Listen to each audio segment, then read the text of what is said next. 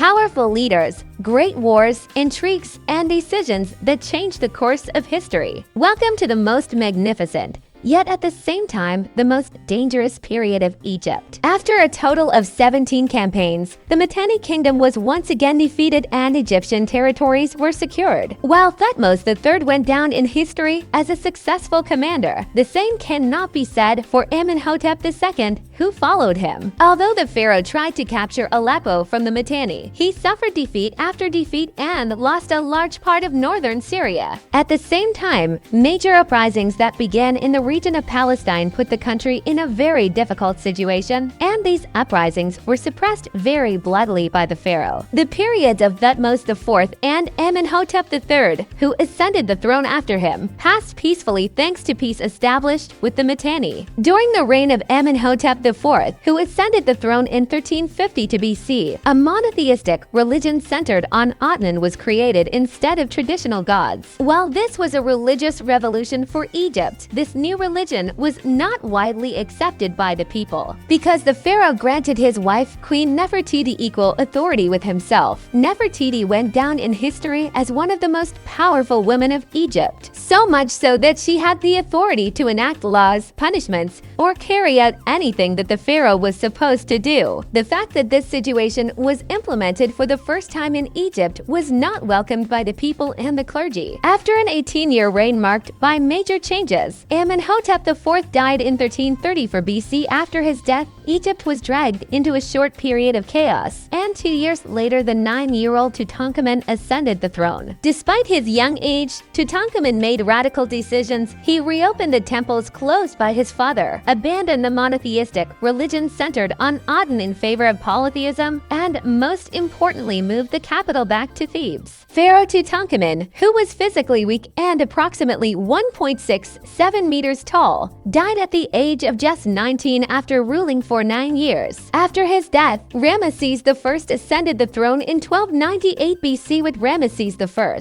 The reign passed to the 19th dynasty, which is regarded as the last powerful dynasty in Egyptian history. At the very beginning of his reign, Ramesses I made his son Seti I his co-ruler and left all administrative affairs to him. Seti I, a successful soldier, defeated the Mitanni and launched a campaign against the Hittites, who had spread throughout Syria. After consecutive victories, Egyptian territory expanded as far as the border of Kadesh. At the same time, raids by the ancient Libyans that began from the west of the country were halted thanks to the successful interventions of Seti I after ruling for a full 18 years. Seti I died and was succeeded by his son Ramesses II. In the early years of his reign, Ramesses II suppressed rebellions in Nubia and then turned north to capture Kadesh, a city important for trade routes. The pharaoh wanted to achieve a victory at Kadesh both to expand Egypt's borders into Syria and to complete the unfinished work of his father Seti I. For this victory, he had thousands of arrows, spears, chariots, and shields produced in newly established workshops. After completing preparations, the Egyptian army arrived north of the city of Kadesh and set up camp in May of 1270 BC. The Egyptian army under Ramesses II consisted of approximately 20,000 soldiers. The Hittite army under Muwatalli II and Hattusili III, advancing toward Kadesh, numbered 30,000 men. Muwatalli II learned that the Egyptian army had set up camp and planned a rear attack on the Ra division advancing toward the camp. Ramesses II, however, believed that the Hittite army was much farther away due to false intelligence. With this sense of ease, he began to slowly gather his army at the camp area. While the division called Ra was advancing toward the camp, the Hittite army crossed the Orontes River and attacked this force from behind. After most of the force was destroyed, the Hittites pursued the units fleeing toward the camp. Caught unprepared in the camp, Ramesses II and his army began to defend themselves in a disorganized manner. Just as the camp was about to completely fall into the hands of the Hittite army, Egyptian reinforcements arrived and enabled Ramesses II and the surviving Egyptians to escape the region. Although the battle ended inconclusively and both sides declared victory, the Egyptian army failed to capture the city of Kadesh. Although a few more clashes occurred between the two armies in the following years, the borders did not change. change. In 1258 BC, the Kadesh Peace Treaty, the first written peace treaty in world history, was signed between the two states. The original version of the Kadesh Treaty, signed in both languages, is today exhibited at the Istanbul Archaeology Museums. With this treaty, the atmosphere of peace between the two states was preserved for a long time. After reigning for a full 66 years, Ramesses II died in 1213 BC and was succeeded by his 70-year-old son Merneptah. During the reign of Merneptah, invading pirates of unknown origin, known in history as the Sea Peoples, began raids on Anatolia, Syria, the Levant, and Egypt. As a result of these raids, the demographic structures of the regions changed, and the first state to collapse was the Hittites in 1190 BC. Although Merneptah fought successfully against the Sea Peoples during his 10-year reign, those who came after him failed to achieve the same success. During the reign of Ramesses III, the first pharaoh of the 20th dynasty, Syria and the Levant were lost due to invasions by the Sea Peoples, and the royal treasury was deeply shaken. Although Ramesses III attempted to increase revenues by building a magnificent temple at Medinet Habu, he could not prevent the disintegration of the state. When grain payments to workers constructing royal tombs were not made, the first known strike in history occurred. The kings who came to power after him were also unable to prevent the collapse.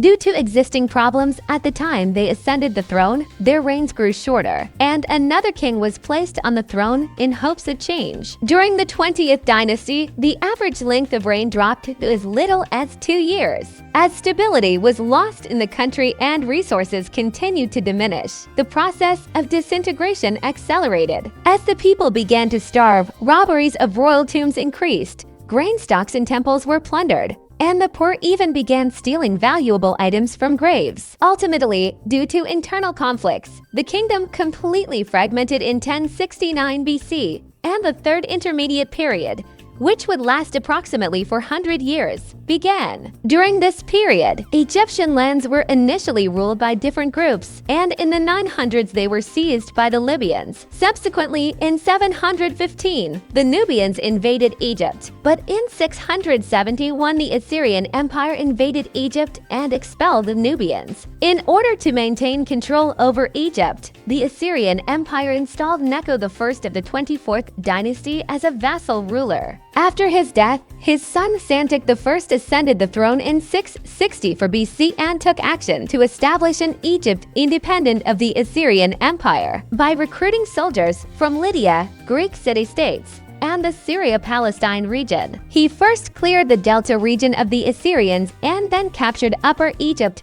by 656. Thus, after approximately 400 years, Egypt became an independent state ruled under a single authority in 655 BC, proving himself to be a great pharaoh by revitalizing Egypt's prosperity throughout his 54-year reign. Santik I died in 610 BC. His successor, Necho II, launched a campaign against Babylon, which had seized Syrian lands after the collapse of the Assyrian Empire. However, the Babylonian Empire defeated the Egyptian army, rendering Necho II's Syrian campaign unsuccessful. Shortly afterward, the two powerful states began to draw closer to one another in the face of the growing Persian threat. While the cooperation of these two powerful states was insufficient to stop the Persians, the Persian king Cyrus the Great eliminated the Assyrian Empire in 539 and reached the borders of Egypt. Although Pharaoh Amasis II successfully defended Egypt against the Persians, his successor Santik III failed to achieve the same success. The Persian king Cambyses II completely seized the Sinai Peninsula by 525 BC. Although the Egyptians initially resisted the Persians,